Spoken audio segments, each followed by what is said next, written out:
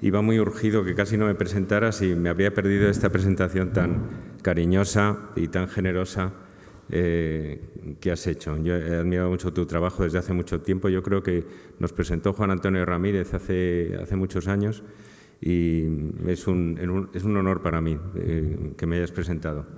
Y es un honor tener a Helga también en la sala, que no lo esperaba. Voy a tratar de contar muy rápidamente un poco de la historia de la colección Thyssen como colección privada primero, porque, claro, el Museo Thyssen va a cumplir 30 años el año que viene, pero la colección Thyssen tiene más de un siglo y hay que conocer un poco ese trasfondo antes de entender lo que es el Thyssen hoy y también sus ambigüedades, sus paradojas, que proceden precisamente de ese enorme peso, que es una gran ventaja, pero a veces también es una complicación de su historia como colección privada.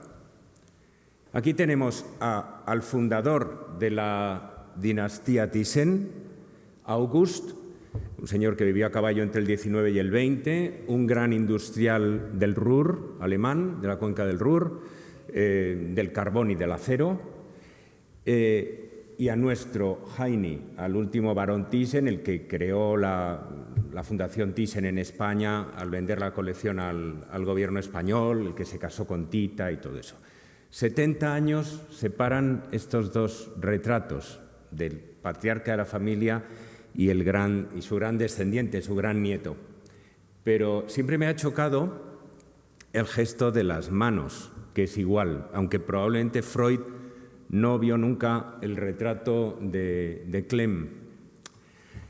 Son como garras. La garra tiene una doble interpretación. La garra puede ser la garra del deseo adquisitivo y del poder burgués, del poder industrial y financiero, representado, por ejemplo, por Monsieur Bertin, el retrato famosísimo de Ingres. O la garra puede interpretarse como un elemento heráldico. Los escudos están llenos de garras, de leones, de águilas, de grifos que sostienen cetros, estandartes o lo que sea, ¿no? Presento esta imagen para que entiendan que todo el esfuerzo de la familia de industriales y financieros Thyssen, ya desde el final del siglo XIX, pero particularmente en torno a 1900, consiste en pasar del poder burgués al poder aristocrático o al prestigio aristocrático.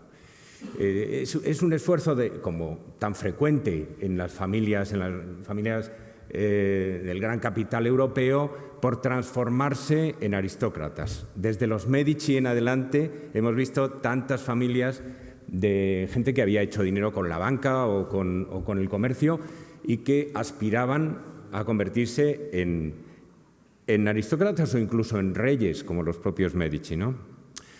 En 1902, cuando August Thyssen tiene 60 años, se ha divorciado, ya sus hijos se han ido de casa, le da la chaladura de comprarse un palacio, o más bien un castillo, en la misma cuenca del Ruhr, el castillo de Landsberg, un castillo fantástico, donde todavía hoy existe la Fundación August Thyssen. Bueno, se compra el castillo, se gasta una fortuna en rehabilitarlo y se va a vivir allí en 1904. ¿Y qué obras de arte había? Pues al principio obras de arte de no mucho interés. Por ejemplo, una copia de un murillo del Arte Pinakothek de Múnich. Pero en un momento dado, August descubre a Rodin. Lo descubre en un viaje a París, se enamora, pierde la cabeza por la obra de Rodin y le encarga a Rodin 7 mármoles, 7 grupos escultóricos en mármol que Rodin produce en su fantástico taller, es decir, no es el mismo el que los ejecuta. 4 de esos mármoles se encuentran hoy en nuestra colección, son propiedad de Carmen Thyssen, en la colección privada, pero depositada en el Museo Thyssen de Madrid. 2 pertenecen a Francesca Thyssen, la hija de Heini, y 1 se perdió, 1 está en paradero desconocido. Ahí los tenéis en el jardín interior, el jardín de invierno, en la terraza de Landsberg. Uno de esos mármoles, esto es una chaladura que me encanta, especificó August Thyssen en su testamento que tenía que presidir su capilla ardiente. Y efectivamente así se hizo. Y en la capilla ardiente de August Thyssen, con el catafalco en Landsberg, estuvo presidido por esta escultura que, imaginaos, representa a la Magdalena desnuda abrazando al crucificado. Lo hemos tenido todos estos años, lo he visto y lo podéis ver en el hall del Thyssen. Y no hemos tenido, estoy muy contento de que no hemos tenido ninguna protesta o queja de la Asociación de Abogados Católicos o Abogados Cristianos, a pesar de la evidente, no sé, heterodoxia del tema, pero la blancura del mármol hace verdaderamente milagros, ¿no?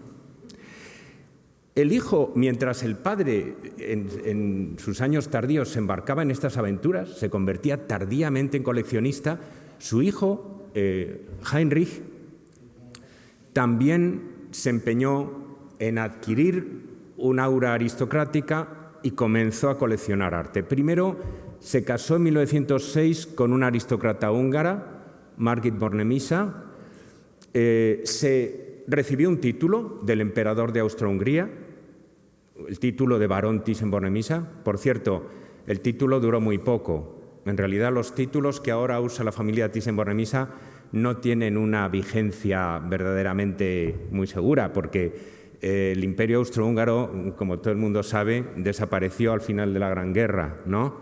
Y ahí se acabó todo. Después hubo una revolución comunista en Hungría, después hubo una república, después hubo la ocupación soviética, entonces...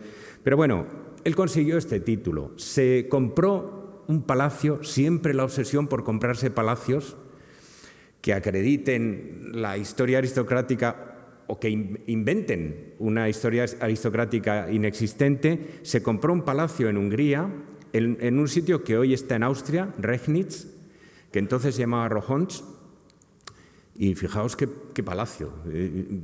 Tita siempre dice que tenía 365 ventanas, o sea que uno podía asomarse cada día del año por una ventana distinta de la mansión. Bueno, cuando ahí empezó a coleccionar arte, aunque sabemos poco de lo que coleccionaba allí. Cuando acabó la guerra, estalló una revolución soviética en Hungría, la famosa comuna húngara de Bela Kun, que duró unos meses, pero lo suficiente para que los Thyssen tuvieran que huir. Pasaron por Alemania y finalmente se instalaron, Heinrich Thyssen, Thyssen-Bornemisza ya, se instaló en La Haya a vivir. Y fue allí donde, a la muerte de su padre, en 1926, comenzó de verdad en serio a coleccionar arte. Y en solo 4 años acumuló una colección de más de 400 pinturas, una colección muy importante de pintura antigua, porque en aquella época, bueno, y durante toda su vida, Heinrich en realidad detestaba todo el arte moderno. El arte, a partir de mediados del siglo XIX, consideraba que ya no había arte que mereciera la pena. En 1930 expuso su colección por primera vez en un museo, en la Neue Pinakothek de Múnich, porque él tenía voluntad de hacer una colección de museo. Tenía la voluntad de no hacer una colección de caprichos, una colección arbitraria, sino una colección que recogiera los diferentes estilos, los periodos de la evolución del arte europeo, la conexión entre unos artistas y otros. Todo esto le preocupaba mucho, estudiaba mucho los libros de historia del arte. Cuando se inauguró la exposición en la Neue Pinakothek, nada menos que Friedländer, que era el gran especialista en arte flamenco, en primitivos flamencos, dijo que era la colección el sueño de un director de museo, porque era una colección donde había todo lo que un director de museo, suponiendo que tuviera dinero suficiente, adquiriría. Heinrich Thyssen primero pensó en depositar su colección en Düsseldorf, en el Museo de Düsseldorf, pero la exposición de Múnich no fue muy bien recibida, entre otras cosas porque había malas atribuciones, había incluso algún falso. Se enfadó con los alemanes y, también aconsejado por amigos que le decían que debía buscar un trato fiscal más favorable, emigró a Suiza. Se compró una villa junto al lago de Lugano, una villa que, por cierto, había pertenecido al príncipe Leopoldo de Prusia y que se subastó en el año 31. Se la compró y construyó una galería de arte ahí. Ya había varios pabellones de residencia y tal. Heine siempre cuenta que compró todo el terreno de la villa, que tenía y tiene un paseo de más de 1 kilómetro de cipreses maravillosos. Era un terreno muy extenso, ahora algo reducido. Cuando Tita lo vendió estaba ya algo reducido, pero de todas formas un terreno fabuloso con 5 edificios. Parece que lo compró todo con el resultado de la venta de un solo cuadro. Este que tenéis aquí, este Watteau, que hoy está en la National Gallery de Washington. Bueno, yo tuve la fortuna de pasar una semana viviendo en la villa hace ya algunos años y estas son fotos que tomé y, en fin, es una experiencia fabulosa. Desgraciadamente, Tita vendió la villa hace unos años por no tanto dinero, por 60 y tantos millones de euros, que para lo que aquello es. Lo que pasa es que había muchas limitaciones sobre el uso que se le podía dar, una serie de... Entre el momento en que construye la galería en la villa y hasta el final de los años 30, Heinrich se dedica a comprar obras maestras de primera fila, obras maestras dignas de un museo, y lo hace beneficiándose, por supuesto, de una situación internacional económica tremenda. Pues es la época de la Gran Depresión y hay tanto viejas familias aristocráticas como nuevas familias industriales que se encuentran en dire straits, como dicen en inglés, en problemas económicos y tienen que vender. De los Barberini, por ejemplo, proceden estas dos joyas, la Santa Catalina de Caravaggio, comprada en aquel momento por 3.000 libras esterlinas, que es una cantidad ridícula, realmente ridícula, ¿no? Y el Durero de Jesús entre los doctores, que todavía tiene por detrás las etiquetas de la colección Barberini. O adquiere en aquel momento el Holbein, un tesoro nacional británico, el retrato de Enrique VIII, retrato autógrafo, casi una miniatura preciosa con un nivel de ejecución, de calidad de ejecución extraordinario.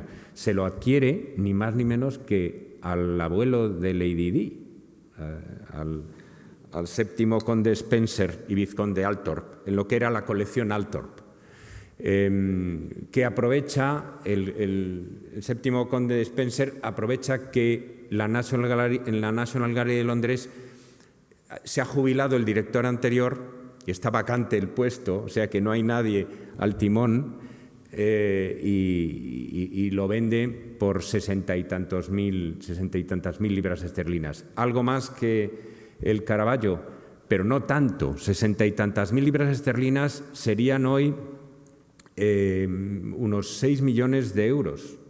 O sea, una cantidad también ridícula en comparación con lo que esto podría valer hoy.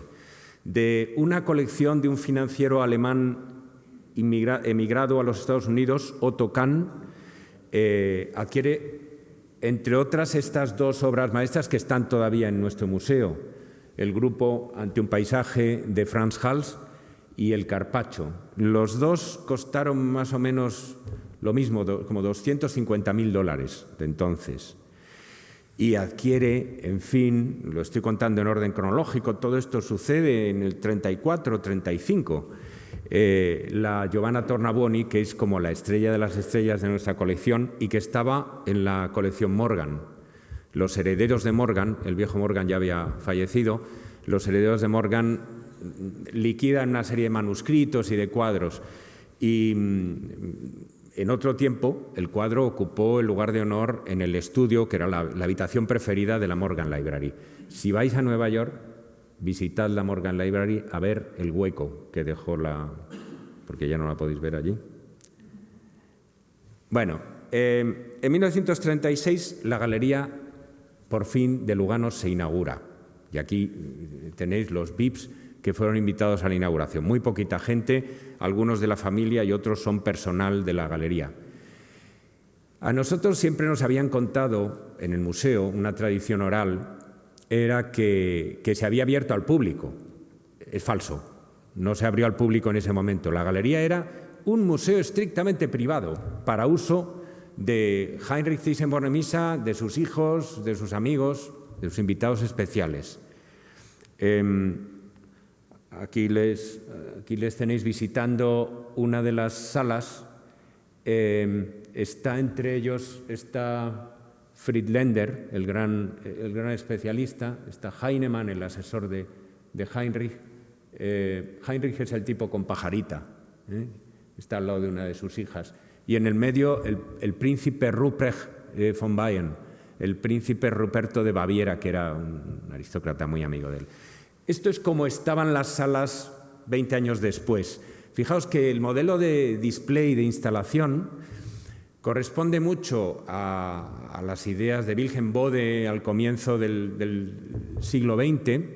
Consistía en ambientar los cuadros con objetos de arte de la época, con esculturas, con mobiliario, etc., tratando de recrear una atmósfera palacial, un aire de que estábamos penetrando en un palacio de la época. Bueno, Heinrich no lo lleva al extremo en que esto se hacía a veces en los museos de comienzos del siglo XX, pero sí veis que hay mucho chiminaque por en medio. Hoy los museos, después de la revolución del cubo blanco, pues tienen un aspecto distinto, ¿no? Y las pinturas tienden a exponerse en las colecciones permanentes muy desnudas de toda esta parafernalia. Aquí tenéis a Heinrich rodeado de cuadros, la Santa Catalina, el Tiepolo, el Bassano, la escultura de Bernini y un cuarto cuadro que no consigo identificar nunca por la perspectiva y la mala calidad de la foto. Pero todo lo que he reconocido sigue estando en el museo nuestro hoy, ¿no? Aquí la misma sala con una instalación posterior en la propia Galería de Villa Favorita. Cuando Heinrich murió en 1947, dejó 5 octavos de su fortuna y de su colección al hijo menor, que era su favorito, Hans Heinrich, nuestro Heini. Y le dejó la terrible tarea de reconstruir el grupo Thyssen, que había sido muy mermado, muy seriamente dañado por la guerra, las expropiaciones, etcétera, durante la Segunda Guerra Mundial, y la tarea también de reconstruir su colección, porque buena parte, pues 3 octavos de la colección fueron a sus hermanos, y Heini se dedicaría en los años 50 sobre todo a recomprar a sus hermanos cosas, los cuadros de más valor, para tratar de reintegrar la colección a lo que había sido con su padre.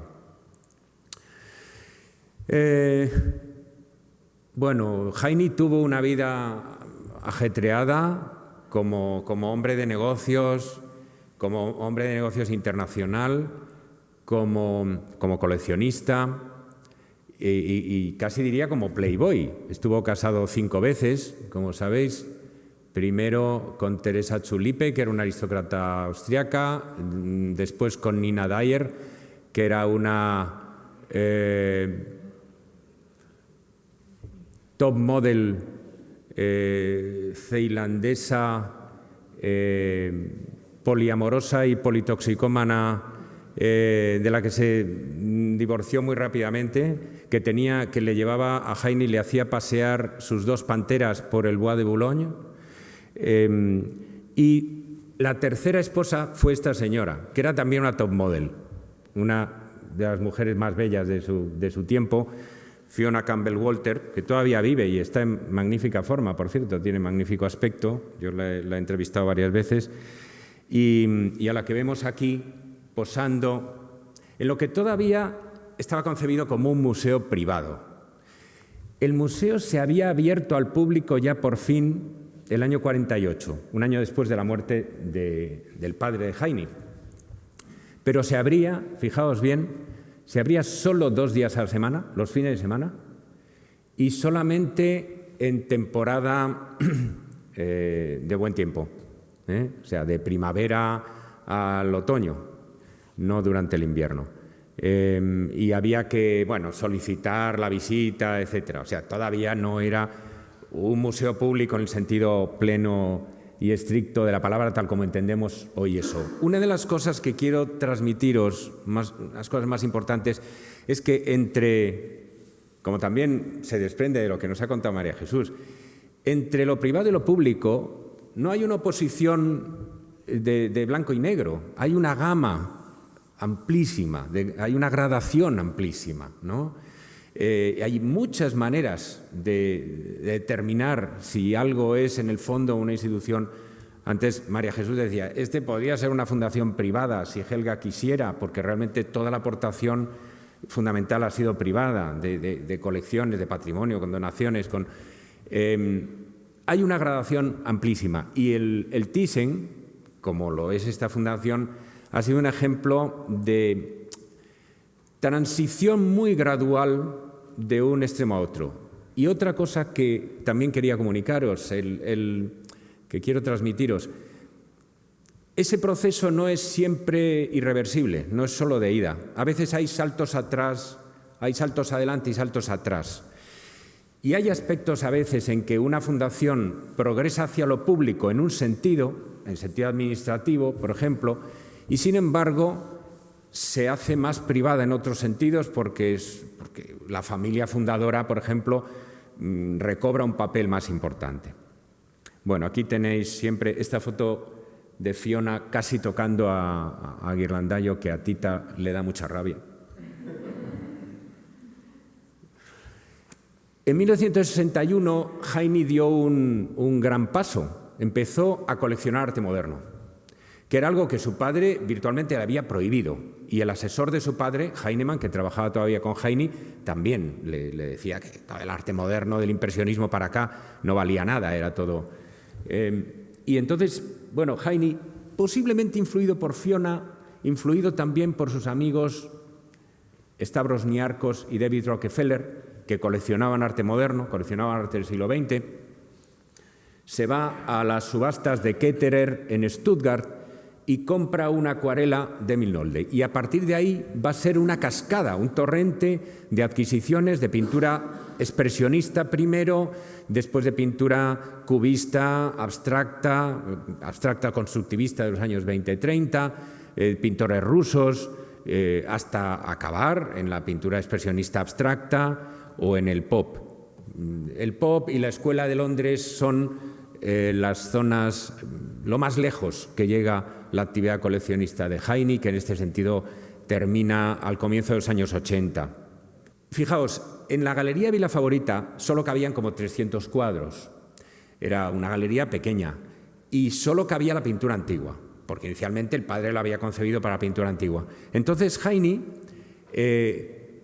tenía sus cuadros modernos en su residencia privada de Vila Favorita, de Lugano, pero también en sus otras residencias. Por ejemplo, esto es Daylesford, donde tenían una fantástica finca que, por cierto, hoy está dedicada a la producción de vegetales orgánicos, de productos orgánicos. Hacen zumos orgánicos y hacen cosas. Un fantástico terreno en Gloucestershire y una residencia donde tenían, veis colgados ahí, un Bonnard que está en nuestro museo, retrato de Misia, y un Lautrec que está también hoy en nuestro museo. Y muchas otras cosas tenían en esas residencias. O, por ejemplo, les vemos aquí posando en estas fotos impagables de Chema Conesa para El País, con nada menos que con el Arlequín en la terraza de Vila Favorita. Pero el Arlequín estaba en la residencia privada, o sea, solamente los invitados de... Bueno, cuando los turistas japoneses llegan a Madrid, muchas veces se preguntan qué hace un museo con nombre alemán, húngaro, germano-húngaro, Thyssen-Bornemisza, en Madrid. Y yo cuando me lo preguntan siempre les digo que el Thyssen es como la Santa Casa de la Virgen en Loreto. Cuando vais a Loreto os enseñan en la basílica la casa de la Virgen de Nazaret. Y uno dice, pero ¿cómo que no estamos en Loreto? ¿Cómo está la casa de la Virgen aquí? Y entonces la historia tradicional reza que al caer el reino latino de Jerusalén, al caer el reino de los cruzados, los ángeles se llevaron la casa de la Virgen por el aire. Primero se la llevaron a Dalmacia y luego se la trajeron a Loreto. O sea, una operación aerotransportada que tiene una iconografía. Bueno, pues literalmente con el Thyssen es lo mismo. Es como la casa de la Virgen en Loreto. Es un pedazo de una colección germano-húngara en Suiza que se viene a Madrid. En este caso no fueron Los Ángeles, sino 10 DC-8 los que hicieron la operación entre junio y septiembre del 92. Bueno, todo esto es nuestra épica favorita del museo, contar todo esto. Fue una operación en la que se trajeron más de 900 piezas de arte, la mayor operación seguramente de traslado de obras de arte en Europa de un museo a otro, con la dificultad añadida de que en Vila Favorita los camiones no podían entrar. Entonces hubo que sacar a brazo todas las cajas con piezas a veces gigantescas hasta un callejón donde las cogían un camioncito pequeño que a su vez las llevaba a un almacén donde ya llegaban los camiones grandes, que las llevaban al aeropuerto de Zúrich, la mayoría de ellas, para su traslado en esos DC-8, o las que iban, las más frágiles y las más voluminosas, fueron por carretera, vinieron por carretera, entre junio y septiembre del 92. Aquí tenéis la llegada y cómo el hall del museo se habilitó para el desembalaje, bueno, pues el trabajo de los restauradores que tenían que chequear el mapa de alteraciones de las piezas, todo esto. Una operación muy complicada, que además se hizo, como os podéis imaginar, sin ninguna tecnología, no había bases de datos. Hubo que hacer una ficha de cada obra y tal. Y además en los transportes había muchas restricciones porque no se podían enviar en un mismo envío, en un mismo shipping, no se podían enviar demasiadas obras de valor o demasiadas obras de la misma escuela o demasiadas obras del mismo autor, todas estas limitaciones razonables, ¿no? Bueno, y llegaron a Madrid. ¿Y a qué lugar llegaban? Pues al Palacio Villahermosa. Palacio Villahermosa, que sabéis que está ahí en la esquina de Neptuno, entre la carrera de San Jerónimo y el Paseo del Prado. Cuando yo llegué al museo, todavía el museo, más que Museo Thyssen-Bornemisza, era el Palacio Villahermosa. Fijaos que el barón murió en 2002 y había todavía, cuando yo llegué, yo me incorporé, bueno, empecé a trabajar en cosas del museo antes de esa fecha, hacia el 2000, pero cuando yo entré en 2004-2005, había un aire como de pequeña corte, era como una pequeña corte alemana del siglo XVIII, aquello. Yo, incluso el gerente, cuando yo entré, era un marqués y todo el mundo era como aristocrático, ¿no? Y había la idea, servimos a los varones en su palacio y tal. Bueno, el palacio era efectivamente un palacio cuya historia ha contado Moneo en varias ocasiones y en una exposición que le dedicamos lo contó muy bien. Estos son imágenes del palacio antes de su transformación que empezó mucho antes de que se construyera el Museo Thyssen. Empezó fundamentalmente en los años 70, cuando el palacio fue adquirido por la Banca López Quesada, que destruyó la estructura interna y creó pues, una disposición para un banco, con un patio de operaciones grande, esta escalera moderna y todo eso. La planta que veis ahí. La parte de arriba es la fachada del jardín, la línea de arriba. Entonces veis que, igual un poco que hay ahora, había lo que era el patio de operaciones, el sentido rectangular, anticipa un poco el zaguán de Moneo. Pero de que estemos en el Palacio de Villahermosa, nada. O sea, el palacio es un bonito mito, es una bonita leyenda, porque así fue como se quedó después de que se empezaran las obras en el año 89 para construir el museo. Simplemente la caja de los muros externos, ¿eh? Y claro, el interior tiene ahora una estructura de museo clásico, de museo casi palacial. Pero eso está inventado por don Rafael Moneo, que es un gran experto en estas operaciones históricas sutiles, ¿no? Como en su Museo de Mérida, que sabéis que fue, en cierto sentido, el punto de partida y la inspiración del Thyssen, porque a los varones se les llevó a ver. Inicialmente los varones querían que el proyecto del museo lo hiciera Ricardo Bofill, pero la cosa no pasó de una idea preliminar. Bofill nunca hizo ni un solo dibujo. El Ministerio de Cultura se inclinó más por Moneo desde el principio y trajeron a los varones a Mérida, y al varón le fascinó el Museo Romano. Y fue efectivamente un ejemplo ideal para esta operación de crear una continuidad histórica, ¿no? de reinventar una continuidad histórica proyectándola retrospectivamente. Entonces, el fantástico Museo Palacio, que debe ser además uno de los últimos museos que se crean siguiendo a la zaga de la tipología del palacio. Yo creo que desde entonces para acá todo han sido naves industriales o edificios, no sé. Esta era una casa noble, ¿no? Esta es una casa noble, pero cada vez es más frecuente que los nuevos museos sean fábricas reconvertidas, mucho más que palacios, ¿no? En España, como hay un gran patrimonio histórico, pues todavía adaptamos muchas de estos palacios y mansiones nobles, pero en particular para los museos de arte contemporáneo, la arqueología industrial está mucho más vigente. En el interior del museo se trató de reproducir al principio ese tipo de display que había habido en Vila Favorita. Mucha orfebrería, mucho mobiliario, mucho arcón, muchas sillas, mucho de lo cual ha desaparecido porque llegó como un préstamo adicional del barón que no formaba parte de la colección del museo.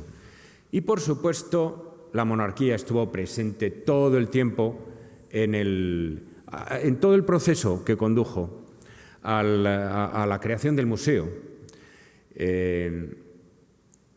Para empezar, porque la propia familia real intervinieron, el duque de Badajoz intervino directamente como, digamos, el abogado de Heini Thyssen, el representante de Heini Thyssen ante el gobierno de España, porque Heini conocía a la familia real, conocía a don Juan, porque Tita también tenía relación, por su parte, con miembros de la familia real, y durante todos estos años la familia real ha seguido desempeñando un papel importante. La infanta doña Pilar, que en paz descanse, ha estado con nosotros en nuestro patronato hasta su fallecimiento, ¿no?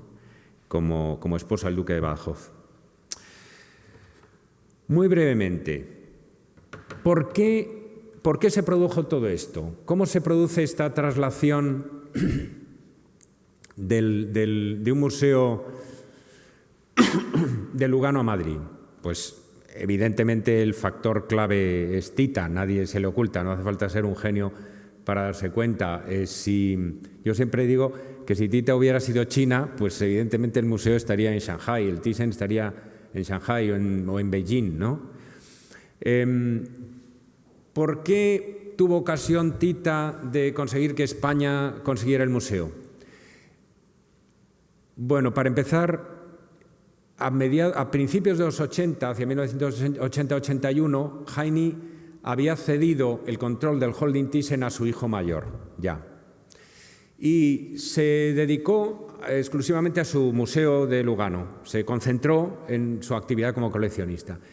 Inmediatamente lo primero que pensó es: necesito más espacio, necesito una ampliación para poder exhibir el arte moderno, en Lugano también. Recordáis que solo cabían los maestros antiguos.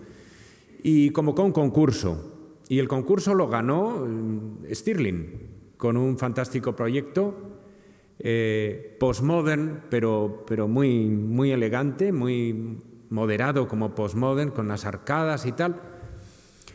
Y Heine se encontró a continuación con dos problemas. Primero, un grave problema para obtener los permisos por parte de las autoridades suizas para operar aquella ampliación, y un grave problema de financiación, porque su hijo le dijo: pues si quieres hacer la ampliación, empieza a vender cuadros, porque el holding Thyssen no tiene beneficios suficientes para...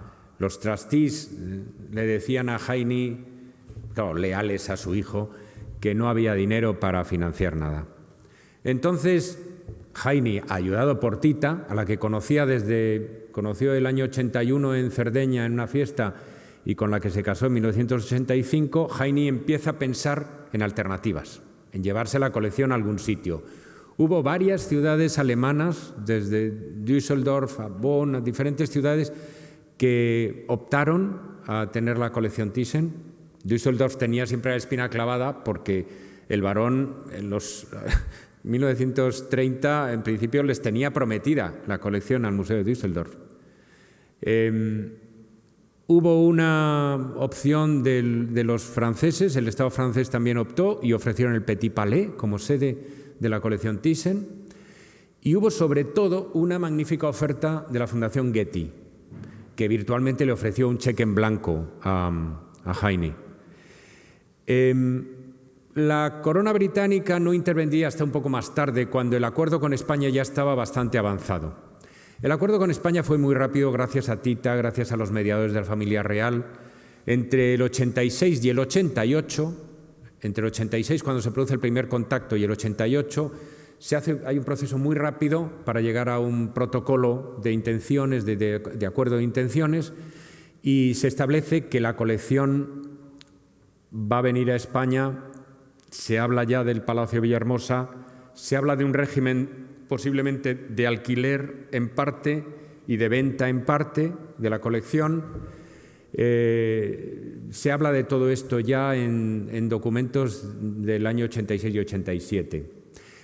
El protocolo de intenciones se firma en el 88, se confirma lo del Palacio Villahermosa, que en el Prado sentó como un tiro, porque el Palacio Villahermosa estaba reservado para ampliar el Museo del Prado y había sido utilizado entre el 85 y el 88 para hacer exposiciones del Museo del Prado, como sabéis. Yo recuerdo a Pérez Sánchez, el pobre Pérez Sánchez, que le invitamos a dar una conferencia en la Autónoma, pues eso, el año 88, y puso a los Thyssen y al gobierno a caldo, nos daba no sé qué, los llamó de todo por haberle robado al Prado su ala, la que iba a ser la ampliación para la pintura, para Goya y la pintura del siglo XVIII. El caso es que, bueno, luego el Prado tuvo una ampliación pues mucho mejor, ¿no? Entonces se reparó el agravio. Una vez decidido asignar el Palacio Villahermosa, se le encarga a Moneo ese trabajo, que hace a una velocidad considerable entre el 89 y el 92, lo concluye pues en julio del 92, en junio del 92, con la ayuda, parece, de Mansilla, parece que era del equipo. Sabéis que Tuñón y Mansilla eran los dos discípulos de Moneo, o sea que esa es otra vinculación también entre nuestra casa y esta, ¿no? Aquí ha sido Tuñón, es Tuñón, y en el fondo es la descendencia de Moneo.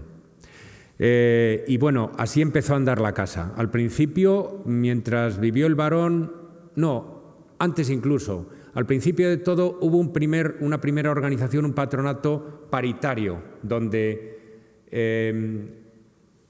los miembros de la familia Thyssen y los miembros elegidos por el gobierno eran iguales en número, Después se pasaría a la fórmula actual,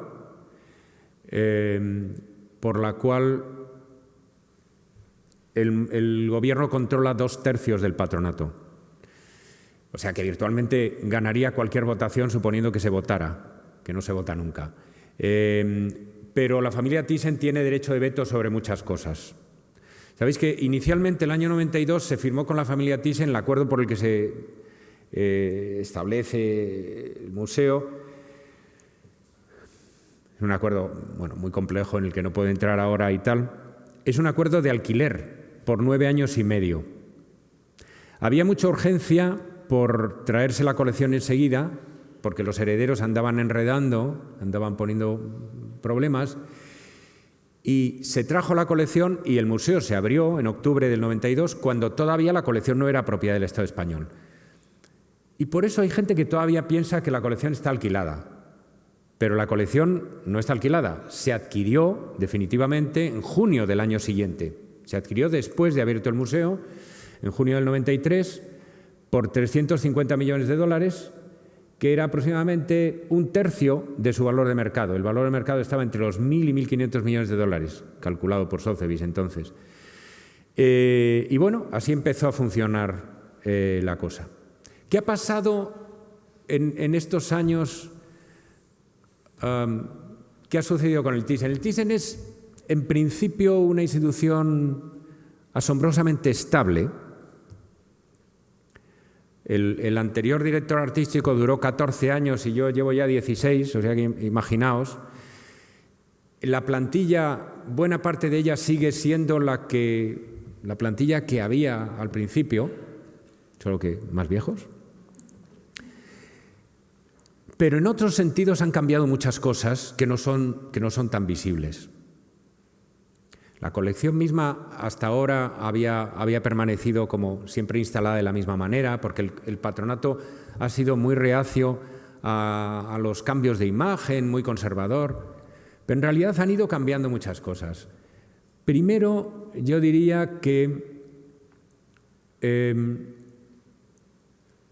hubo un gran momento que tuvo lugar entre el 2003 y el 2012 en que entramos en un acuerdo de partnership estable con Caja Madrid y eso determinó la vida del museo completamente durante casi una década.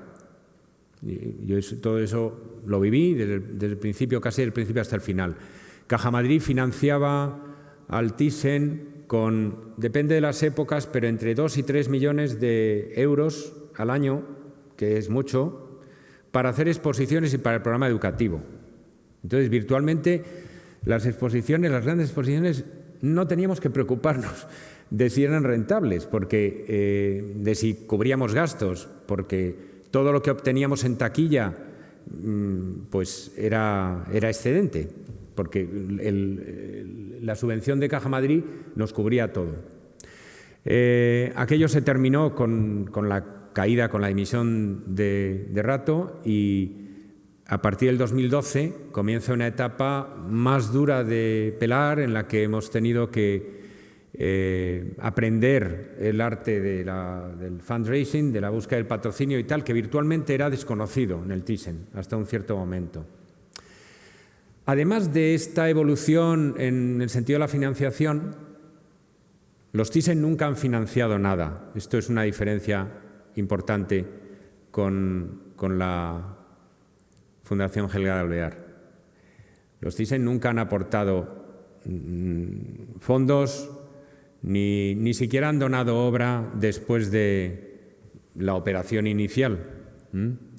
Entonces, no hay como la relación habitual que es tan frecuente, por ejemplo, en los museos norteamericanos entre el fundador, el patron que crea un museo. Y esto suele sorprender mucho a nuestros amigos americanos que piensan que la familia Thyssen sigue como tutelando económicamente y que la familia Thyssen nos otorgó un endowment para vivir. Nada de esto. Todo el endowment inicial del Thyssen, que fueron, aparte de la colección, pues hubo 1.000 millones de pesetas de entonces del gobierno, el barón aportó 1 peseta simbólica.